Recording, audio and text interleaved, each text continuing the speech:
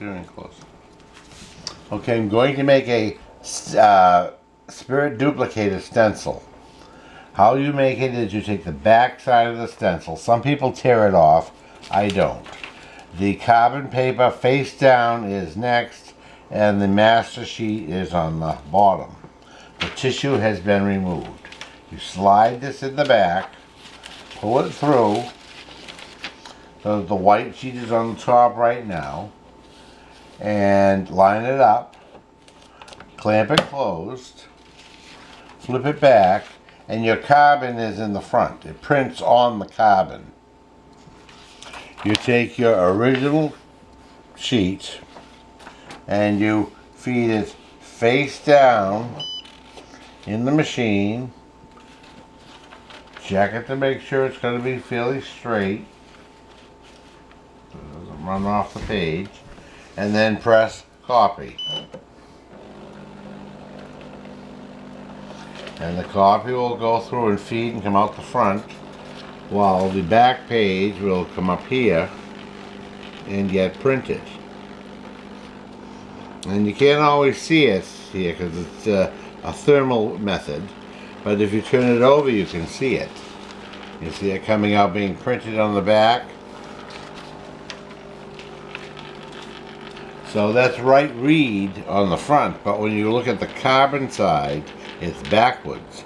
So that will not work on a hectograph. This is a legal size sheet of master, so it's going to take a moment longer. There. When it's done, it beeps. You lift this up. This comes out. Take that out. You pull your stencil out, and you peel it back. And you have a beautiful copy of your original. And it tears off. There's a preparation there. And it tears off. And you can save that for scraps or throw it away. And I trim it. I take and trim it. That way I get the full sheet that I want. Now as you can see, this is backwards. So this will not work on a hectograph. To work on a hectograph, you have to have a master that's printed. I'm not going to print another one. That's printed right side read. This is right side read. This is the carbon. This is Happy Puppy, and it's right side read. So that will work. Okay. You also could take the unit inkjet printer and take something that you like, and if you want to draw it, run it through with the tissue in it on a light setting and print it on the back of the mass unit. It's called KISS, and then just trace it. Now here is the one out of the book. This is out of one of the original Gelstein books. I'm going to use it on a new hectograph here. You open it up. You take your damp sponge, like that, which this smells great. I haven't used this ever. It's been made fresh, but I want to make sure that it works for you when you see it. It is for sale on eBay. It's on sale right now, along with the necessary supplies to operate it, and a formula for making gel should you run low. You take it and put it face down. I would put it up here near the edge, like that. Put it face down, rub it. This isn't a fresh master by any means.